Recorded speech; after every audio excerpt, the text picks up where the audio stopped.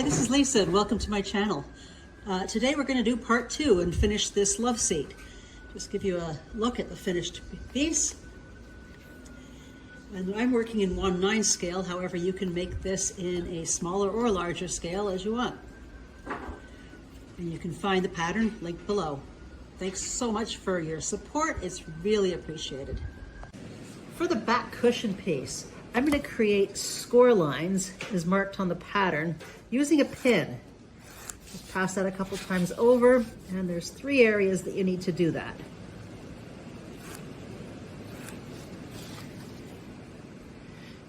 This will give us a clean fold. You can see there, it will now fold neater. And with the pattern back on top, and I'm going to use a ruler for a straight line, starting it below this fold line, I'm going to run the pounce wheel to create stitch marks.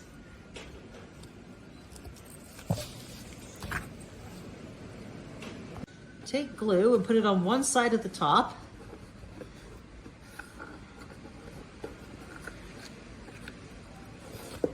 And down this side right here.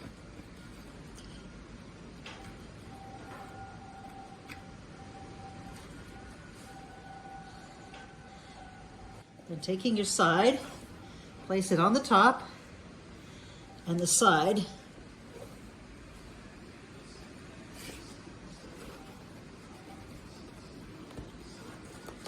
And glue that into place. The top should come right to the bend, right there, and this should come to the edge. If you need to trim any off after, you can do that. I'm going to hold that in place until it's set.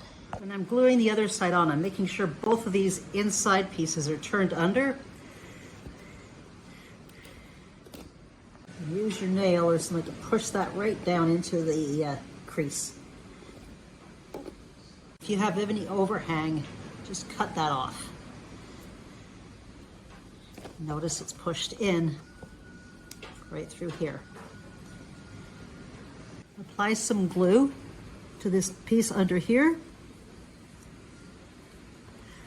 and then roll that under, tuck that under, and hold that till it sets. We're going to attach the 2 pillows together, but we're not going to attach the entire side, we're just going to attach the back. So run a little bead of glue just along the back so this part isn't glued, and then we're going to glue this to that one. Get glue all the way along this piece, all the way to the back. And then close them together.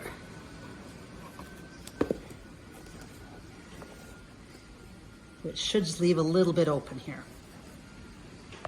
I've used a couple clamps to let that dry and separated this area just to make sure it doesn't get attached. Now we're going to take a ruler and we're going to mark 65 millimeters from the front to back here. I'm going to draw a line along there. This is going to give us the base for where this is gluing down and the pillow starts. With a slight angle here and that tucked in, I'm going to glue this section down to the arm. And there's the angle I'm on.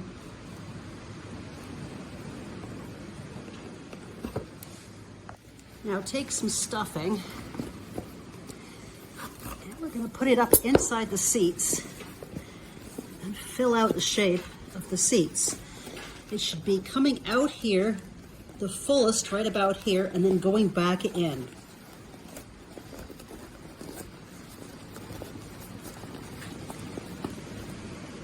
Once you're happy with that shape, turn this under and glue it down to that edge of that line. So there's free 65 millimeters here.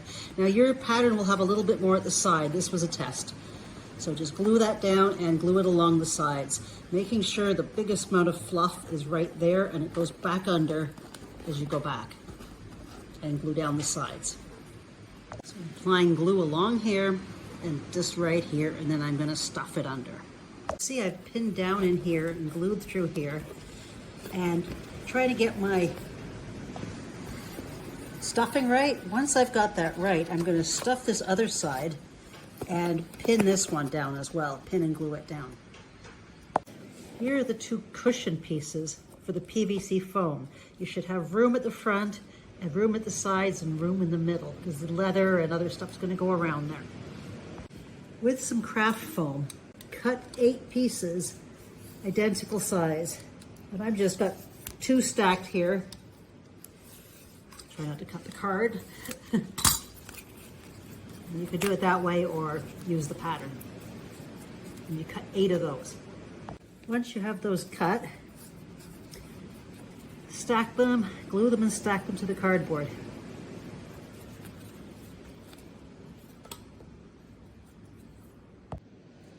For your side pieces, we want to put the stitch lines here, here, and here as knotted. And on the back, we have these stitch lines to do. Once your stitch lines are done, for the back, we're going to line it up with the top matching, and we want to make sure that we have the same V shape in the middle. So we're going to trace that out and cut the V shape. So when you see at the back, that should line up on all the sides and the top, and this bottom part is going to roll under. So trim off any extra to be able to do that. Again, I'm applying the stitch lines with a pounce wheel and the ruler and giving it a good press down so it goes through. I find going over the stitch lines a second time, even though it's not exactly in place, gives it a more obvious look compared to this one. Taking my Sharpie, I'm going to apply dark edge to the side, up here, along here, and around. You don't need the bottom and side. For the side, apply glue just over the sides, not around where it's going to bend.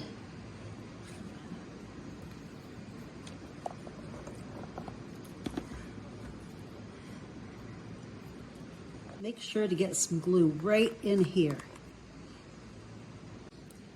Now stick on the side, matching the front, this line, and the top.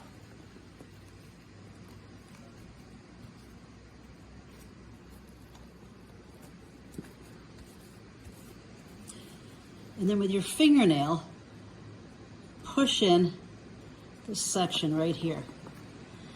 So it'll look like that. Using something like a stick here also helps get that in and neatened.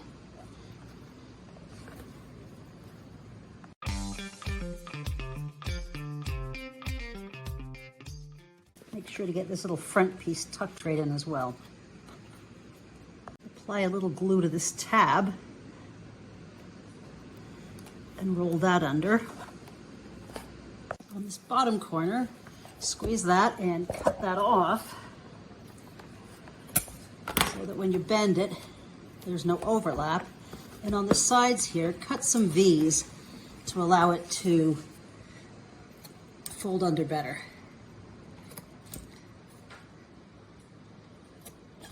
That's not necessary on the bottom, only on the sides.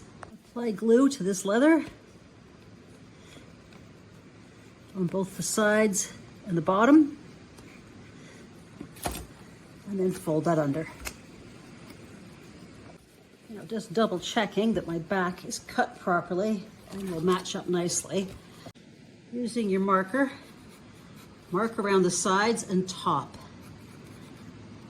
Now apply glue to the entire back. Then take the back piece and glue it on, matching the sides and top.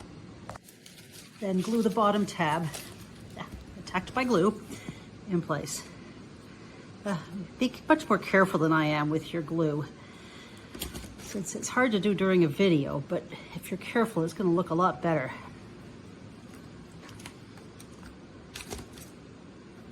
And then glue the tab up. Now for the stand, we're going to take some wood and measure pieces to go from there to there. And if you would like one in the center, then another one for the center. And you can cut and stain those. I'm using an 8 millimeter square piece of balsa wood, but you can use whatever you have, whatever you want to use for that. Before staining mine, I marked them with a black Sharpie, so I know which one is which. Once they're dyed or painted or stained or whatever, we're going to glue those into place. We want it even with the front. If you're using the center one, just use your stitch marks to line up the center. With the seat piece, I'm going to mark the front and the side. And then using a pin and a ruler, I'm going to lightly score between all these corners. Just once through. So we have a line here to mark it.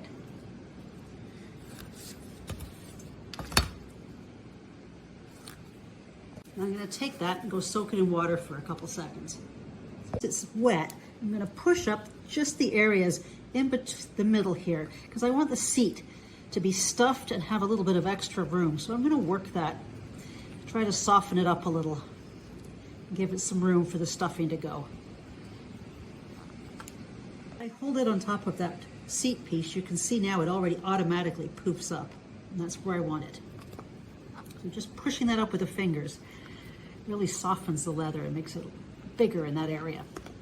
Now we're going to take a Sharpie and do these corners. This end piece doesn't need to be done, but all these corners do. So I'm going to use this cushion right now. This is the front and the front. This is the center and the center. So the front and the center, I want to glue those pieces on. So I'm going to apply glue to the front piece first. And it's only as far as that score line.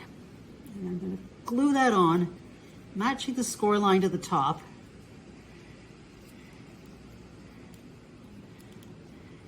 And then glue it under. So my score line should be matching along here. Once the front and side's done, I'm going to do the same with the back, leaving this other side open. Again, trim away any of the stuff that's going to get in the way. This is still wet while I'm working on it. So once I've got these sides done, I'm going to take some stuffing and put it under the seat. You can try it on your couch to see the amount you want.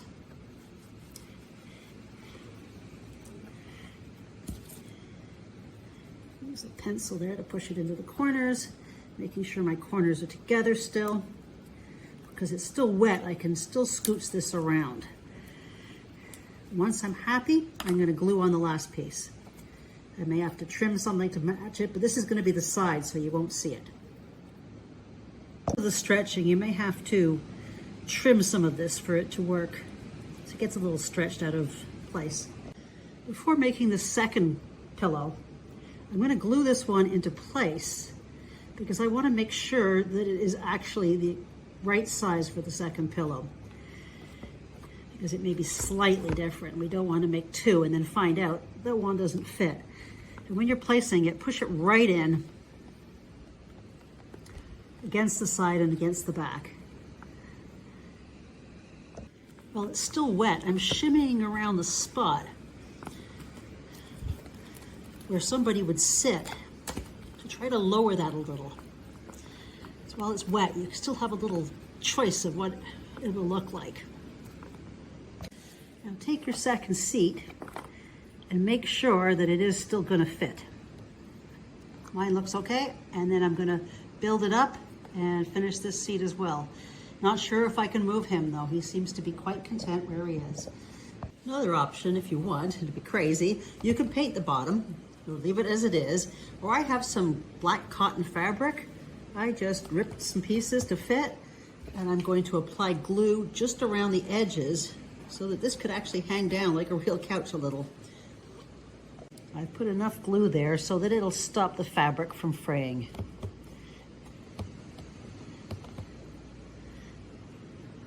Of course, completely optional, just a fun little detail to add to it at the end. Now we've got the assembly of the couch done. And you can see, you know, during building, mine's turned out pretty rough with where I've glued it or whatever. Now you can remove glue with acetone. But now that is nail polish remover and that is alcohol scrubbed in with one of these. So if you want a new looking couch, what you can do is take your stain and reapply it over the entire couch and renew it up. That's one option. If you want an old couch, you can do things like take either alcohol or nail polish remover and actually fade it in certain areas, like where somebody would sit or whatever. So you can touch this up as you like it. You can leave the marks from your construction or you can remove them. It's up to you. I'm just going to use a damp cloth to wipe off any of the chemicals. Let that dry. Once you're finished with that, take a leather finish such as super sheen or satin sheen and give it 2 good coats all over. Once your finish is dry, you can put some leather balm and massage it into your couch for a nice softer finish.